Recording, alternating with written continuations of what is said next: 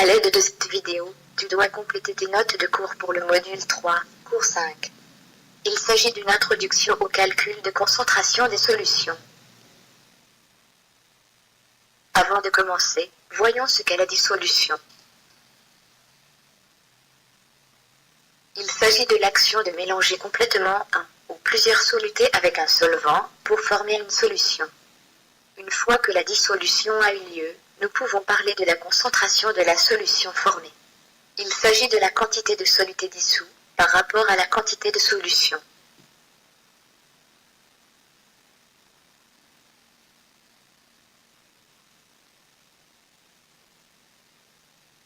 La concentration se calcule grâce à l'équation suivante. C est égal à M divisé par V.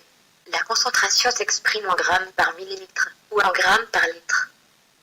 La masse s'exprime en grammes. Le volume s'exprime en millilitres ou en litres.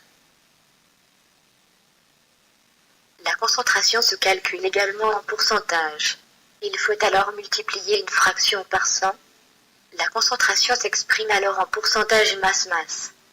Attention, les deux masses doivent être exprimées dans la même unité. Par exemple, un fromage qui contient 24% de matière grasse contient 24 grammes de gras pour 100 grammes de fromage. Dans d'autres circonstances, la concentration s'exprime en pourcentage masse-volume.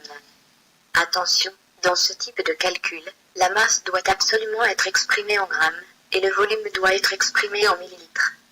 Par exemple, un lait 3,25% contient 3 grammes de matière grasse dans 100 ml de lait. Enfin, certaines concentrations s'expriment en pourcentage volume-volume. Attention, les volumes doivent alors être exprimés dans la même unité de volume, soit millilitres ou litres. Par exemple, un vin qui contient 12% d'alcool contient 12 ml d'alcool dans 100 ml de vin.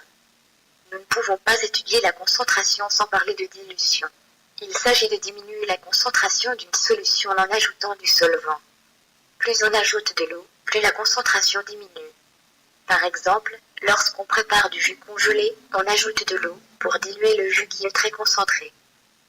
La formule que nous utiliserons pour calculer la dilution est la suivante. Tu dois noter cette formule au bas de la page 17 de tes notes de cours du module 3. Created using Powtoon.